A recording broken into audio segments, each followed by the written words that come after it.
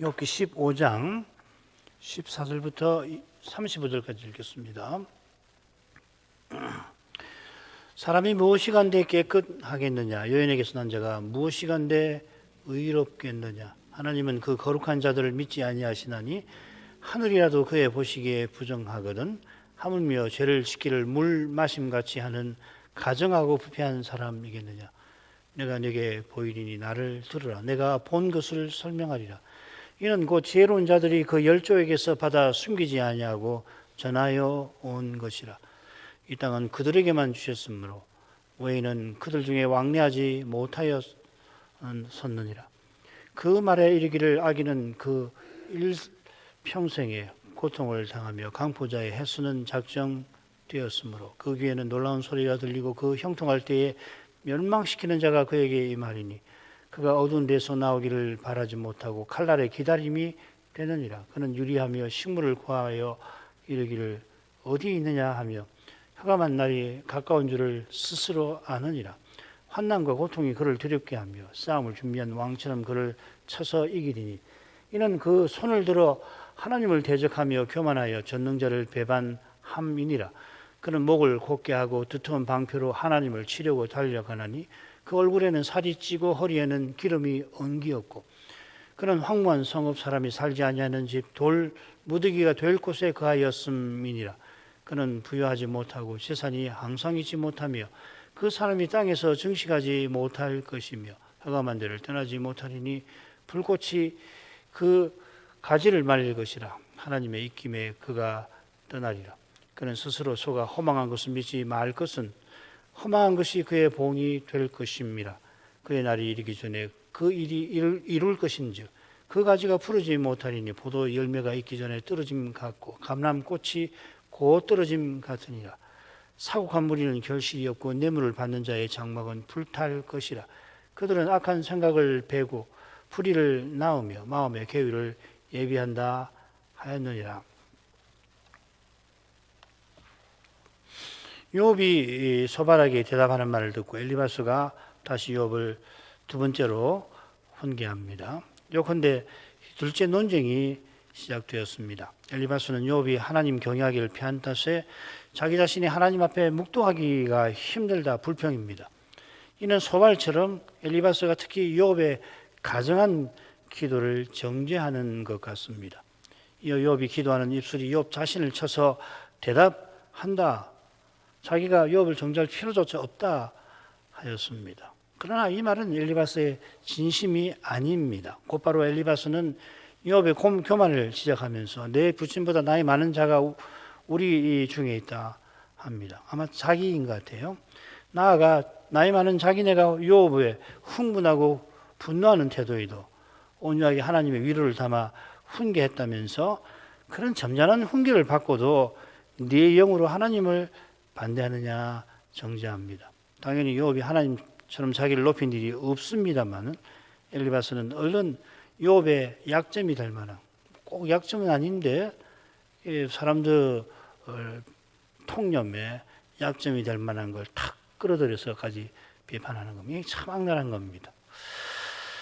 이제 엘리바스는 인생의 부패함을 강조하면서 욥의 가증함을 정죄하려 합니다. 14절부터 16절입니다. 사람이 무엇이간데 깨끗하겠느냐?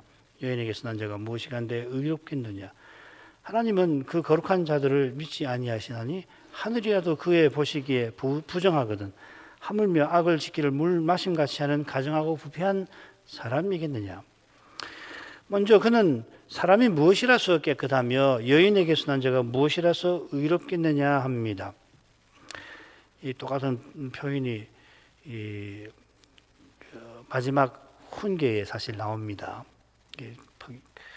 바로 앞에서 욥이 여인에게서 난 자의 무상함을 말했는데 그걸 그대로 가져와 가지고서 욥의 기도를 공격합니다. 요컨대 깨끗함, 의로움은 하나님께 나갈 이 자격을 가리킵니다. 여인에게서 난 자가 의롭지 못한 건 물론 사실입니다. 그러나 그건 하나님의 구원 언약의 절반에 불과하죠. 여호와께서는 여자에게서 난 여자의 후손을 통해서 구원을 약속하신 겁니다. 요컨대 지금 엘리바스는 여자에게서 난 자를 말할 때 욥을 정죄할 욕심에 사람의 부패함을 강조합니다만은 욥은 같은 표현을 말할 때 아담의 죄의 결과, 연약한 인생, 허무한 삶을 말하고서 하나님께 나아갈 소원을 간절히 토로하죠. 이 욥과 같은 심정을 품어야 복음을 제대로 전하고 받습니다.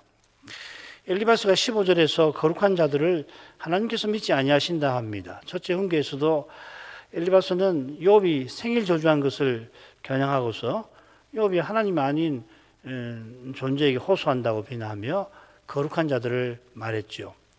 거기 이 거룩한 자는 천사를 가리킵니다. 또 한 번 거룩한 하신이라는 하나님께 쓰여요. 욥이 천사에게 호소해도 소용없다 하였습니다. 이번에는 한술 더 떠서 욥이 하나님께 드리는 기도를 이용한다고 비난하면서 천사들을 거론하는 겁니다. 하나님께서 천사를 믿지 아니하신다는 것은 천사 스스로는 하나님을 모실 자격이 없다 하는 뜻입니다. 욥기 4장 18절에 보면 엘리바스가 하나님을 천사들 미련하게 여기신다 그렇게 이야기했죠. 엘리바스가 하나님께서 지극히 거룩하심을 강조하는 겁니다만은 사실 강조하는 본심은 욥의 기도와 그 내용을 비난하는 데 있습니다. 욥이 비참한 처지에서도 주의 종으로서 하나님 뜻을 받들려는 그 심정을 멸시하는 겁니다. 같은 태도로 하늘이라도 그의 보시기에 부정하거든 합니다. 하늘이 하나님의 눈앞에 부정하다는 이건 과장이 아니라 사실입니다. 사단이 욥을 참수하는 일들이 그 증거죠. 하늘을 의저는 만왕의 왕을 모신 지극히 거룩한 곳인데 우리의 죄 때문에 가장 악한 존재가 거기 들어갈 뿐만 아니라 게다가 하나님의 영광을 더럽히는 참남한 말을 서슴지 아니하였습니다.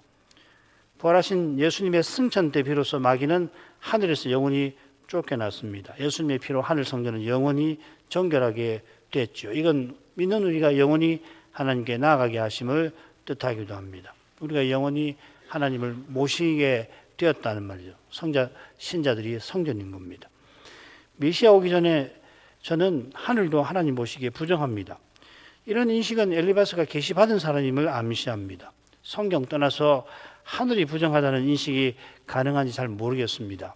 찾아보면 아마 있을 것도 같은데 굳이 찾아보지 않았습니다. 하늘이 부정하다는 인식을 갖기 힘든 만큼 하늘이 변화가 없다는 인식이 중세교회부터 쭉 형성되어 왔습니다. 이 인식은 아리스토텔레스의 영향을 받았는데 그에 따르면 신은 운동하지 않는다는 거죠. 변화가 없다는 거죠. 그러나 성자께서 사람 되시려고 하늘에서 세상에 내려오셨고 세상에서 십자가와 부활로 언약 이루신 후에는 다시 하늘로 올라가셨습니다. 하늘은 변화가 있습니다. 이보다 큰 변화가 어디 있어요? 참된 믿음은 늘 이렇게 고백을 합니다만 다 이렇게 고백하지요. 그러나 놀랍게도 하늘은 변동 없다는 생각이 교회의 신학을 오랜 세월 지배했고 지금도 건전한 교회의 신학에도 그러합니다. 더욱이 타락 이후에 주님 오시기 전까지는 하늘이 부정했다 생각하기가 힘드시지 않습니까? 히브리서는 이 점을 분명히 바로잡죠. 9장에서. 엘리바스는 오히려 이런 생각을 어렵지 않게 표명합니다. 그러나 욥이 재앙 겪은 이유가 사단의 참소에 있는 것은 그가 전혀 생각할 수 없을 뿐만 아니라 재앙 겪은 욥 자신도 영문 모르는 일을 그가 함부로 재단할 뿐입니다. 욥의 간절한 심정, 겸손한 태도, 엘리바스가 제대로 헤아리지 아니하고 오히려 그를 가정하고 부패한 사람이라 정죄합니다. 이 가정이라고 하는 말은 하나님께서 언약의 땅에서 특별히 잠시도 두고 보실 수 없는 그런 끔찍한 죄를 가리키고 부패한 것은 전적 타락한 상태와 붙어 있습니다. 이 용어가 시편에 두 군데 나오고 로마서에 전적 부패에 관한 부분에 인용이 되어 있죠. 이는 하나님 경외하기를 패한 자라는 표현과 사실상 같습니다. 악을 지키를 물마심 같이 하는 배도자라고 엘리바스는 욥을 넌지시 비난합니다. 그러나 욥기를 읽는 사람은 대놓고 정죄한다는 것을 느끼지 않습니까? 그 다음으로 가죠. 17절부터 19절 내가 내게 보이리니 나를 들으라 내가 본 것을 설명하리라 이는 곧 지혜로운 자들이 그 열조에게서 받아 숨기지 아니하고 전하여 온 것이라 이 땅은 그들에게만 주셨으므로 외인은 그들 중에 왕래하지 못하였었느니라. 엘리바스가 욥을 훈계하려고 내가 본 것을 강조합니다. 자기가 본 것은 지혜자들이 열조에게서 받아 전하여 온 것이라 했습니다. 이는 엘리바스가 본 것이 결국 하나님의 말씀과 관련되어 있다는 것을 보여주지요. 아닌 게 아니라 첫 번째 훈계에서 엘리바스는 자신의 특별한 계시, 이상으로 받았다고 그러죠. 여기 내가 본 것 할 때 이 본다는 하자라는 말인데 이게 이상이라는 말로도 번역이 됩니다. 그 선견자라는 말 기억나시죠? 선지자 말고 선견자 할 때 이 하자 동사에서 씁니다. 호세 이렇게 하면 할 겁니다. 그 계시 내용은 특히 욥을 정죄하는 것이죠. 어떻게 그 특별하게 받은 계시가 그 용케도 욥을 정죄하는 거였습니다. 같은 내용이 이 두 번째 훈계의 마지막 부분 20절부터 35절에 길게도 나올 겁니다. 길게 나오는 만큼 엘리바스는 자신의 훈계를 욥이 받지 않을 수 없게 하려고 자신이 받은 계시가 지혜자들의 전성과 일치한다고 역설을 하는 겁니다. 이렇게 역설하는 만큼 엘리바스는 내 훈계는 정당하다 내세우는 거죠. 이는 지혜자들이 그 열조에게서 받았다 하는 표현에도 엿보이는데 이 표현은 결국 네 부친보다 나이 많은 자가 우리 가운데 있다 하는 말과 동합니다. 엘리바스가 이상과 전성을 강조하는 거기서 역설적으로 사람의 지혜와 지혜와 힘을 의지하는 육신적 태도가 드러납니다. 엘리바스가 두 번째 훈계를 시작하면서 욥이 지독히 교만해서 하나님처럼 자기를 높인다고 지적했죠. 욥기의 마지막 장면에서 하나님께서 교만한 자를 낮추는 그 일은 내게 속한 일이라 하면서 욥을 책망하시는데 엘리바스는 욥을 교만하다고 단정하고서 그를 낮추려고 하려고 그게 사람의 힘과 꾀를 누구보다 동원하려 합니다. 그런 탓에 원하는 대로 욥의 말과 심정과 태도를 왜곡하고서 욥을 가정하고 부패한 사람으로 심하게 비난한 겁니다. 하나님의 뜻을 이루노라고 하면서 역설적이게도 매우 육신적으로 행할 수 있다는 걸 우리는 배웠습니다. 하나님의 뜻을 하나님이 친히 이루실 때 연약한 인생을 거기에 써주신다는 그 감사의 고백이 늘 있지 아니하면 사람이 감히 그 뜻을 이루려고 덤벼들게 됩니다. 그럴 때 이 엘리바스처럼 눈먼 사람 같잖아요. 쉰 사람 같이 정죄하기 위해서 말하는 그런 태도처럼 될 수 있다는 거죠. 하나님의 뜻을 확신하는 그만큼 그러면 오직 하나님을 의지하지 않을 수 없는 거거든요. 부활하신 그리스도께서 아버지께 기도하며 아버지를 기다리시는 것이 이게 얼마나 위대하고 얼마나 강력한 것인지 하나님 나라에서 이보다 강력한 힘이 없는 겁니다. 저는 이거 못하죠. 사람이 스스로는 이거 못합니다. 못 기다립니다. 사람은 누구든지 스스로는 그리스도처럼 생각하거나 행하지 못합니다.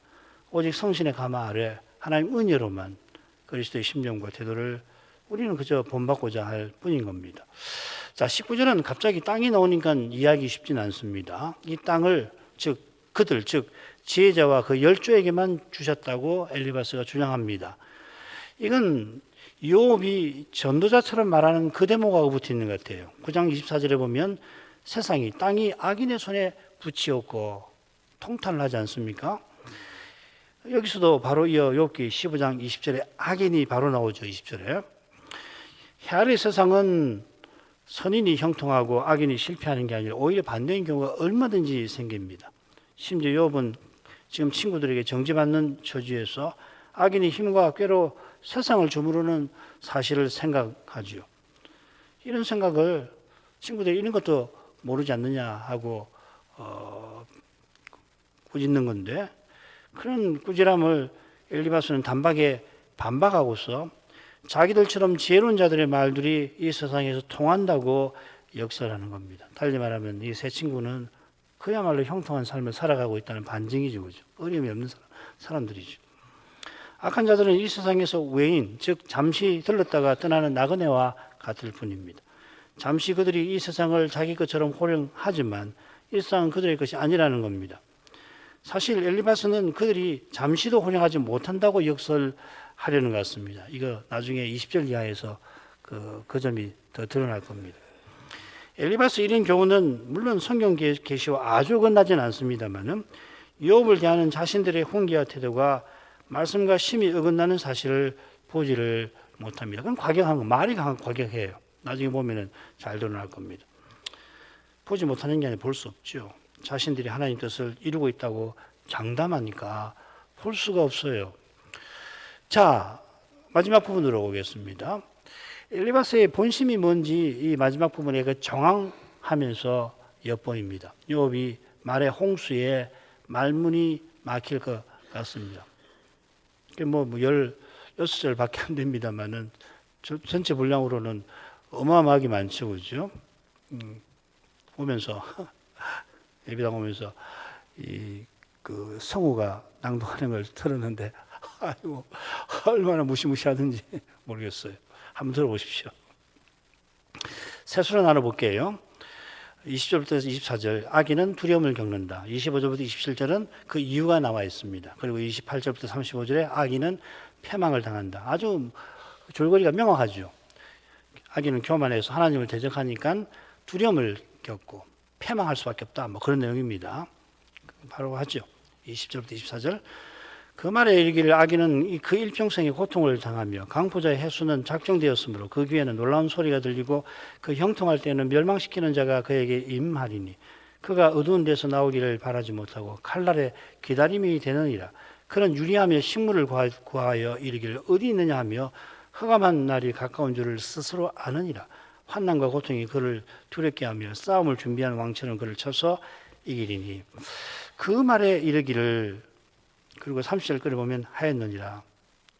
그러니까 이 번역하신 분이 20절부터 35절까지는 이 열조가 그러니까 지혜자들이 열조에게서 받아 전한 거다 하는 것을 표시하는 겁니다. 여러분 갖고 계시는 성경 보시면 그 말에 이르기를이라고 하는 걸 작은 글씨로 혹시 되어 있습니까?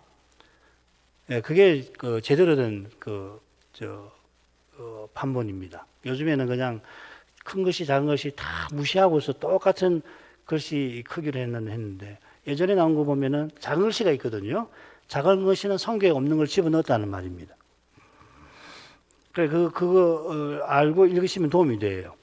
요거 틀렸다는 게 아니라 이걸 이해하기 쉽도록 이 말이 들어간 거구나.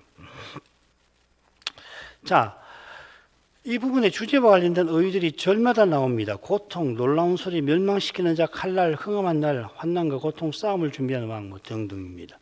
이 모든 것이 20절에 나온 악인과 강포자에게 들이닥칠 악한 것들로 열거되어 있습니다. 악인을 강포자라 또는 포악자라고도 번역해놨습니다.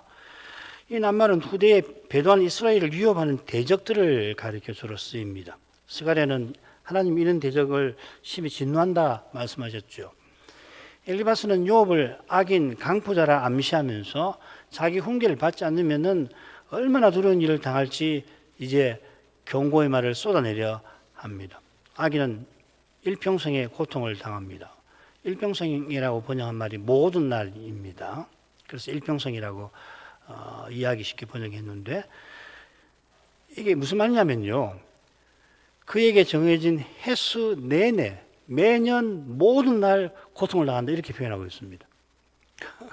그러니까 일평생 날마다 고통을 당한다고 이야기하는 거예요. 이는 욥이 강도의 장막은 형통하고 하나님을 진노케 하는 자는 평안하다 탄식한 것을 정면 반박하려는 거죠. 아니, 정반대다 이 말이죠. 악인은 장차 밤낮 고통합니다만 지금 여기서는 죽는 순간까지 형통하기도 합니다. 엘리바스가 이런 걸 전혀 모를 리가 없을 것 같은데 이 욥을 정죄하려고 하는 마음에 휩싸여 가지고 현실과 거리가 먼 이야기를 이렇게 하는 거예요. 당장 21절에 보면 엘리바스 자신이 그 형통할 때라는 말을 쓰지 않아요. 앞에서는 뭐 형통할 때가 전혀 없을 것처럼 말해놓고서 당장 20절에 와서는 그 형통한 때를 언급합니다. 이 형통할 때는 악인이 나쁜 짓 하기 전을 말하는 게 아니라 용케 잠시 형통할 때를 말하는 것 같습니다. 그러니까 말해놓고도 자기가 앞에서 한 말과 이 모순될 만한 표현을 바로 쓰는 거죠. 세상에 어떻게 그렇게 하나님이 의롭게 통치하시지만은 너무나 신비해서 악인이 사람 보기에 형통하게 하시는 경우가 얼마나 많아요. 하나님께서 세상을 경영하시는 것을 어떻게 이 피조물이 다 알겠습니까만은, 그러나 보면은 악인이 형통한 경우가 선인이 역경인 경우보다 더 많을 겁니다. 이게 참 생각해 볼 만한 주제인데, 10편, 17편, 14절 같은 거 읽어보시면 그렇고 우리의 경험도 그렇지 않습니까? 엘리바스도 지혜자니 이런 일을 모르지 않을 텐데 무시해버리고서는 악인이 반드시 형벌 받는데 철저히 받는다는 걸 강조하려고 마치 늘 매일 받는다고 역설을 하는 것 같습니다. 놀라운 소리에서 놀라운이라고 새긴단 말은 하나님께 두렵게 하시는 심판을 가리킵니다. 욥기에 그렇게 쓰입니다. 멸망시키는 자는 앞서 인용한 욥의 말에서 강도라고 새겨져 있습니다. 강도의 장막이 형통하다고 욥이 말하니까 그런 말하는 욥이 강도에게 그 장막이 파멸된 거라고 비꼬는 것 같아요.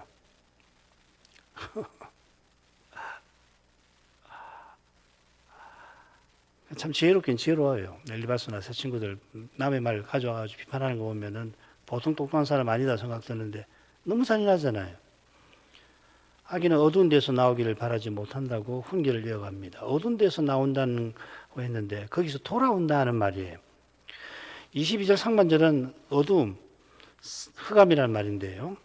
돌아오는 것을 믿지 아니한다 혹은 그걸 믿지 못한다고 새길 수 있는데 칼날의 기다림이 된다 하는 후반절을 고려하면은 악인은 영원한 어둠에서 벗어날 수 없는 상태, 즉 멸망을 기다릴 뿐이라 하는 뜻입니다. 멸망케 하는 칼을 피하지 못한다는 뜻입니다. 23절에 흑암의 날이 나오는데 22절에 살핀 대로 흑암의 날은 멸망의 날입니다. 어두운 데라는 말하고 흑암과 같은 말입니다. 호색이라는 말입니다. 악인은 그날이 가까운 줄 압니다. 그날이 갑자기 오면은 당연히 고통을 당할 텐데 그날이 가까운 줄 알면 이미 마음의 고통을 받는다는 말이죠. 마음의 두려움이 임할 뿐 아니라 그는 유리하며 식물을 구합니다.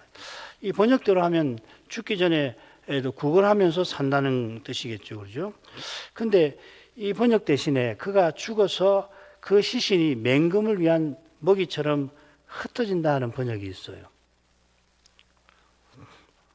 멸망의 죽음을 다루는 문맥을 보면 이 번역이 좀 더 나아 보이는 것도 같습니다만 어떤 번역이든지 악인은 반드시 형벌을 받되 살아 생전에도 받는다 하는 엘리바스의 취지에 부합할 겁니다.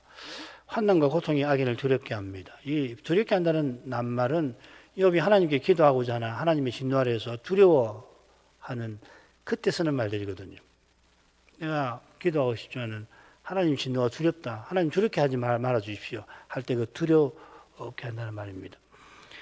엘리바스가 같은 말을 써서 욥이 느끼는 두려움이 그게 그가 악인임을 보여준다고 말하려고 하는 것 같아요. 참 환난과 고통이 마치 싸움을 준비한 왕처럼 악인을 쳐서 망하게 할 것입니다. 엘리바스의 훈계가 협박과 위협처럼 들리는 게 이상하지 않습니다. 그 다음으로 가죠. 25절부터 27절. 이는 그 손을 들어 하나님을 대적하며 교만하여 전능한 자를 배반함이니라. 그는 목을 굳게 하고 두터운 방패로 하나님을 치려고 달려가나니 그 얼굴에는 살이 찌고 허리에는 기름이 엉기었고. 25절은 앞선 부분에 이유를 제시하는 겁니다. 그 다음 그 이유가 뭐냐면 악인이 그 손을 들어 하나님을 대적한 데 있습니다. 손을 든다는 건 교만한 태도를 가리킬 것이거든요. 그런데 배반함이라고 새긴단 말, 이 가바르란 말이 교만하게 행한다 하는 말입니다. 손을 들어 교만하게 행한다, 이렇게 되는 거죠. 엘바스는 욥의 죄가 교만이라고 비난합니다. 욥은 여러 죄 중에 하나가 아니라 죄 중의 죄입니다. 이는 전능자께 교만하게 행하는 데서 잘 드러납니다. 악인의 교만한 모습이 26, 27절에 묘사되어 있습니다. 그는 하나님을 치려고 달려가는데 굳은 목과 두터운 방패로 그리 한다 했습니다. 치려고 달려가는데 그러면 칼을 갖춰야 될 것 같은데 두터운 방패를 갖췄습니다. 아울러 이 굳은 목은 목을 보호하는 갑옷을 뜻할 겁니다. 학자들은 이 갑옷이라고 이야기를 합니다. 그러니까 굳은 목 하니까 교만한 모습을 연상시키는데 그게 아니라 목을 받쳐주는 이 갑옷 같은 거라고 해석하는 거죠. 그게 방패하고 어울리죠, 그죠? 공격 무기를 가진 게 아니라 방어 수단을 갖춥니다. 교만한 악인이 감히 하나님을 대적하지만 실은 하나님의 진노에 겁낸다는 얘기죠.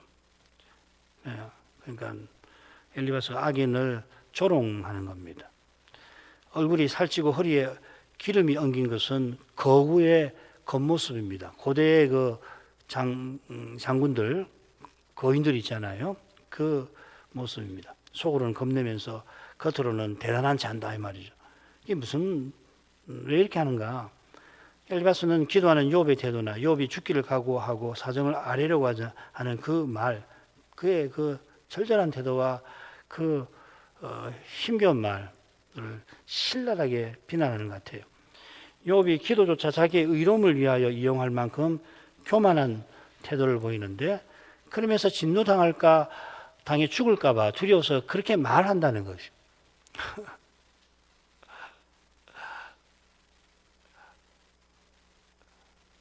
이런 것이 욥기를 읽는데 사실은 참 어려운 점이기도 하고요. 퉁쳐가지고 계속해서 욥이 의롭다는 것을 친구들이 반박하면서 죄지어서 재앙당한다고 훈계한다, 이런 식으로 설명을 많이 하는데, 물론 그거 맞아요. 맞는데 이 말들을 자세히 살피면 매우 섬세합니다. 안 좋은 의미로 훈계가 매우 치밀하고 집요하고 악의적으로 정죄하는 목적에 딱 그 초점을 두고서 이루어진다는 것을 확인할 수 있습니다. 자, 그 다음으로 가지요. 이번에는 악인의 끔찍한 심판에 관한 내용인데,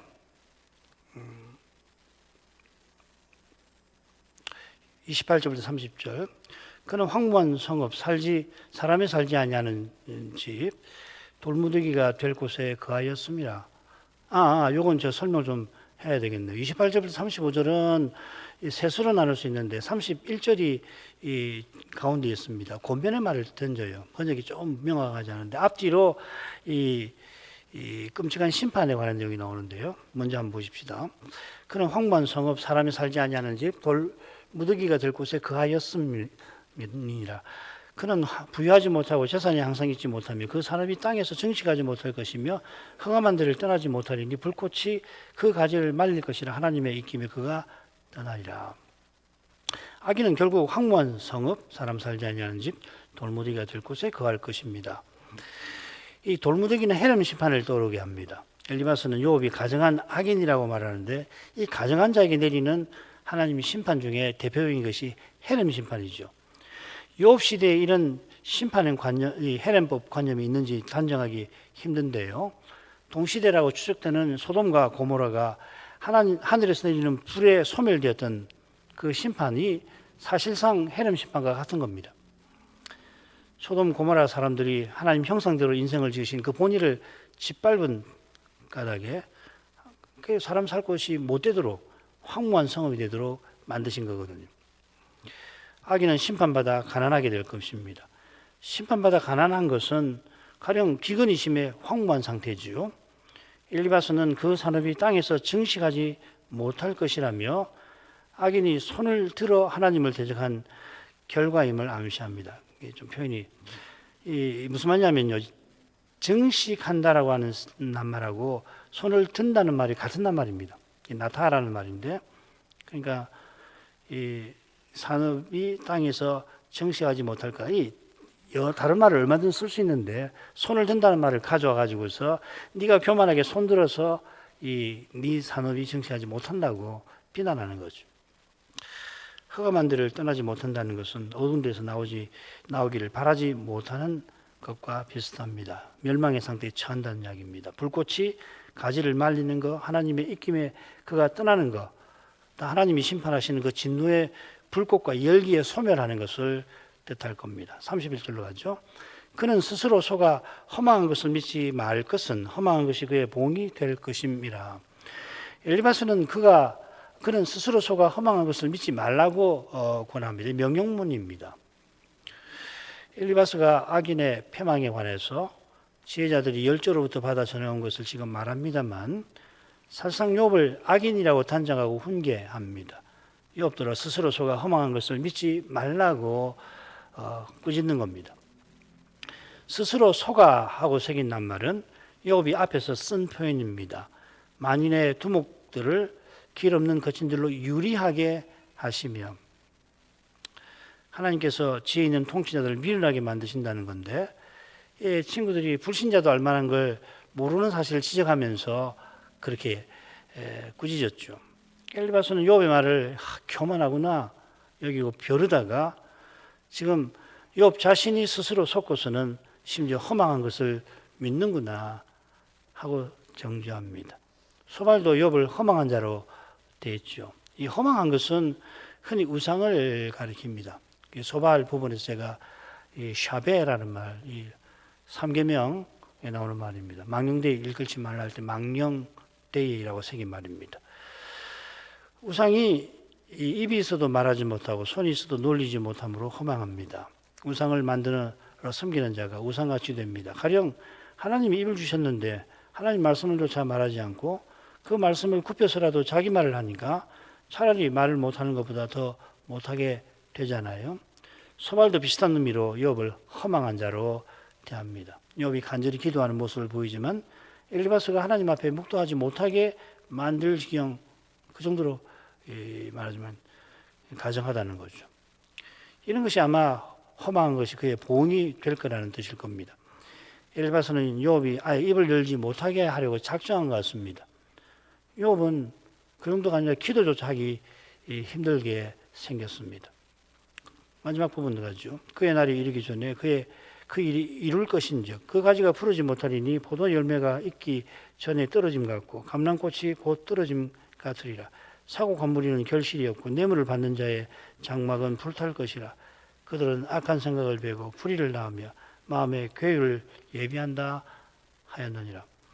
그의 날이 이르기 전에 그 일이 이룰 것이라 하는 것은 31절에 경고한 바가 속히 이루어질 거라는 경고입니다.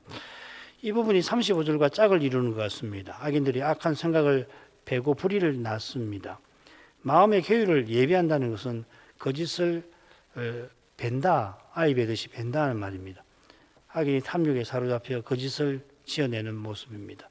거짓을 지어내 욕망하는 바를 얻고자 하지만 결국 그 악한 생각과 불의는 심판을 피하지 못한다는 겁니다. 그 결과 그는 천수를 누리지 못하고 일찍 죽게 될 거라 하는 말입니다. 엘리바스의 이런 경고가 악창에 언제 죽을지 모르는 욥을 얼마나 고통스럽게 했을지 짐작합니다. 그 다음에 보면 욥이 자기 살 날이 몇 년 안 남았다 그렇게 말하죠. 불쌍히 여겨달라고. 16장 같은데요? 맞네요. 16장 20절부터 22절이 그것인데요. 나의 친구는 나를 조롱하나 내 눈은 하나님을 향하여 눈물을 흘리고 사람과 하나님 사이에와 인자와 그 이웃 사이에 변벽하시길 원하노라. 수년이 지나면 나는 돌아오지 못할 길로 갈 것임이니라. 그게 얼마나 처절합니까? 그러니까 달리 말하면 엘리바스의 이 훈계가 그냥 비수처럼 욥의 심장을 찌른 거거든요. 참 이럴 수 있습니까? 신자는 이렇게 안 됩니다. 참된 신앙은 이렇게 모질러 칠 수 없어요. 그게 정말 악인이 하나님 심판을 당해도 불쌍한 마음이 들잖아요. 하나님께서 심판하셨으니까 두려운 마음이 드는 동시에 어떻게 하다 저렇게 됐나 그런 생각이 들지 이렇게 모질게 친구 아닙니까? 참 무서워요. 가운데 부분에서는 악인이 아무런 결실 없이 멸망할 것이라고 엘리바스가 경고합니다. 포도나무나 감람나무가 열매 맺지 못하는 것처럼 사곡한 무리에 결국도 그럴 겁니다. 이 사곡한 자라고 번역했는데 뇌물 받는 자란 말입니다. 욥이 첫째 논쟁에서 엘리바스와 두 친구에게 내가 언제 나를 위하여 너희 재물을 예물로 달라드냐, 여기 예물로 달라드냐라고 이제 번역을 해놨습니다. 그렇게 항변했는데 엘리바스는 욥이 뇌물 받는 자라며 불이 내려 종들과 양들을 삼킨 일을 암시하면서 욥의 집에 무서운 심판이 내릴 거라고 경고합니다. 뇌물 받는 자가 이런 심판받는 이유는 뭐냐면 뇌물에 눈이 흐려서 그릇된 판결을 내리는 데 있습니다. 욥은 통치자죠.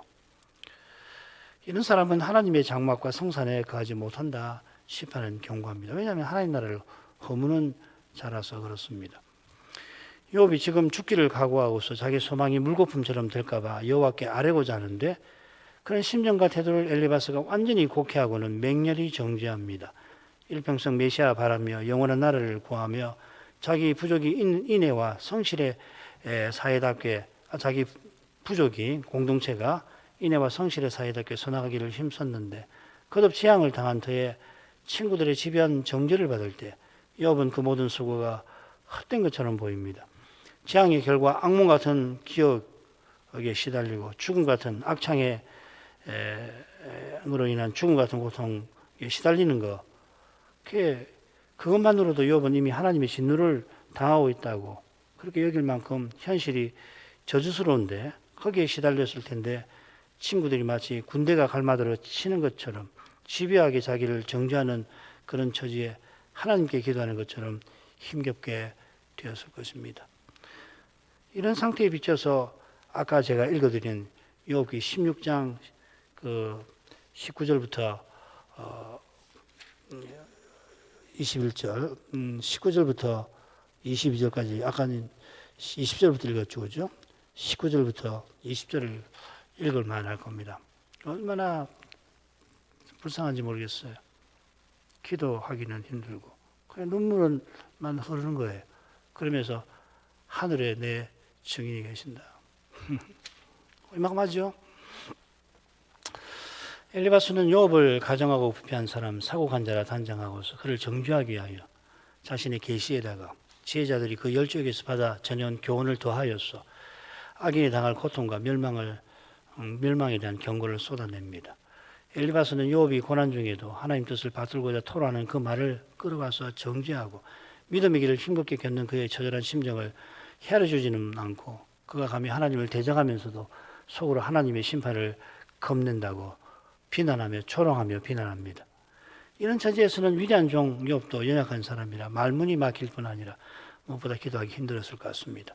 누구보다 이해해 줄 만한 사람들이 누구보다 집요하고 악랄하게 정죄하는 이런 현실에 더욱이 주위에서 듣는 이들이 있었을 텐데 욥의 편이 아니라 그들 편에 서는 모습을 볼 때에 인생이 스스로는 견뎌내지 못합니다. 모든 것을 포기하고 싶은 마음이 일어났을 겁니다.